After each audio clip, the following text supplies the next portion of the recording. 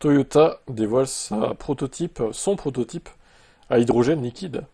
Waouh, ça va loin, hein. Toyota, ils sont à fond sur l'hydrogène, hein. Ce proto incarne la volonté de Toyota d'utiliser la compétition automobile comme laboratoire de développement technologique dans la perspective d'une société neutre en carbone, engagée depuis 2021 dans la série Super Taikou au Japon avec une Corolla moteur hydrogène. D'abord à hydrogène gazeux puis liquide de 2023, le constructeur poursuit ses recherches en associant ses partenaires industriels et institutionnels pour faire progresser l'ensemble de la filière hydrogène. Alors l'avantage que ce soit liquide, du coup, c'est qu'il n'y a pas à les mettre dans des stations sous haute pression, là. Et je pense qu'il y a beaucoup moins de risques d'explosion, du coup, que les voitures à hydrogène normales.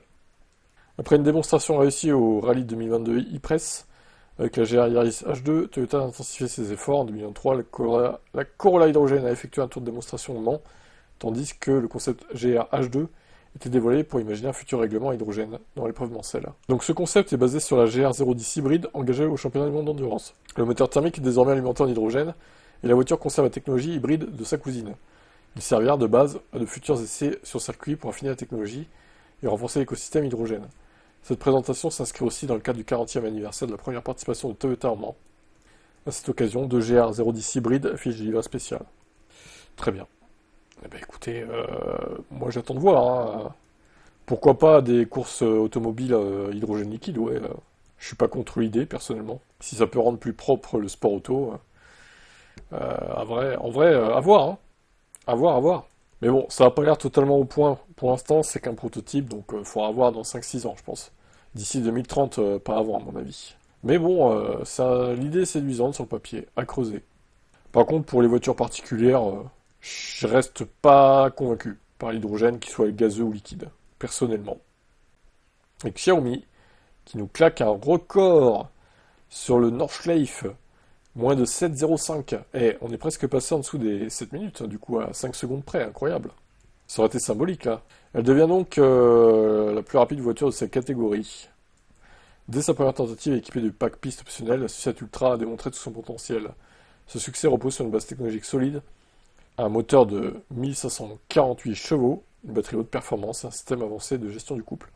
0 à 100 en moins de 2 secondes, la vitesse 350 km/h. Mais au-delà de la perfo pure, cette réussite marque aussi le début d'une collaboration stratégique entre Xiaomi et Nürburgring, l'entreprise chinoise est désormais partenaire officiel du circuit allemand, un site reconnu dans le monde entier pour tester les véhicules dans les conditions extrêmes.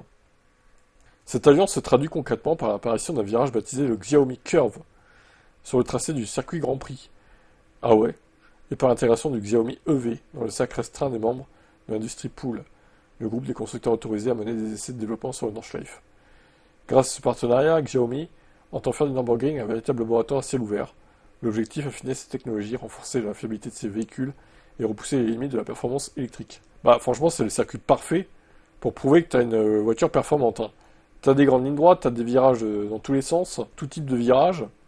C'est le circuit ultime, quoi. Vraiment, on peut pas trouver mieux, je pense. Avec ce record et cette nouvelle implantation stratégique, Xiaomi confirme son ambition de devenir un acteur majeur de DVE haute performance, en s'appuyant sur le circuit le plus exigeant du monde. Bah franchement, je trouve qu'ils font que des bons choix en fait. Xiaomi, c'est vraiment que des bonnes décisions prises. Je trouve que vraiment, pour un constructeur qui n'était pas du tout impliqué avant dans les voitures, quelles qu'elles soient, c'est impressionnant, je trouve. Donc concrètement, ils ont battu la Porsche Taycan de combien? Je sais même pas, il faudrait voir les temps, mais... Ah, mais elle avait déjà battu ce temps, en fait, 6 minutes 46 en octobre 2024. Ok, bah en fait, ils peuvent faire mieux, mais en fait, ils doivent faire plus chaud là, donc je pense qu'au final, ça a un peu ralenti la voiture. Niveau adhérence aussi. Alors, j'ai d'autres chronos, du coup. La Tesla Plaid 730, ce qui est lent quand même. Et la Taycan Turbo GT 707, ok. Mais le prototype Sucette Ultra, je pense qu'en fait, il n'était pas homologué pour la route. La Ultra qui a fait ce temps-là, 704, est homologuée pour la route. C'est ça la différence. C'est pour ça qu'ils vont communiquer sur ce temps-là plutôt que sur la prototype, en fait. Ah, la Marque Nevera était plus lente de 3 dixièmes aussi. Incroyable. Bon, bah, voilà, on a le classement, hein. Le top 5, on va dire. Top 4 plutôt, du coup. Eh ben, c'est impressionnant. Bravo Xiaomi. BMW iX3 de nouvelle génération, eh ben, il promet 800 km d'autonomie. 400 kW à la borne. Ah ben voilà, ça devient sérieux un peu. Voilà! Bon, ça va coûter un bras, mais ça devient sérieux. Mais 800 km de LTP, ils vont mettre combien de batteries là? 100 kWh, 110, 115? Ça va être même, c'est peut-être même plus, ça se trouve. 400 kW donc en courant continu, concrètement l'engin pourrait reprendre jusqu'à 350 km d'autonomie en seulement 10 minutes, avec le 800 volts. Alors il a relevé deux ailes aussi. La firme allemande a développé des adaptateurs pour les futurs acheteurs et même une borne domestique capable de délivrer jusqu'à 19,2 kW de puissance de décharge et de décharge. Waouh, c'est impressionnant. Mais là, tu te rends compte qu'en fait Tesla, ils sont en train de se faire éteindre, quoi.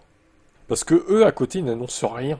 Rien du tout, quoi. Ils sont là, ils hésitent avec leur voiture autonome, la Cybercab. Mais oui, vous allez voir, c'est le futur, les voitures autonomes, oui, bien sûr, ok. On est en 2025, on n'est pas en 2035 ou 40, là, hein. On n'est pas encore là, Elon, hein.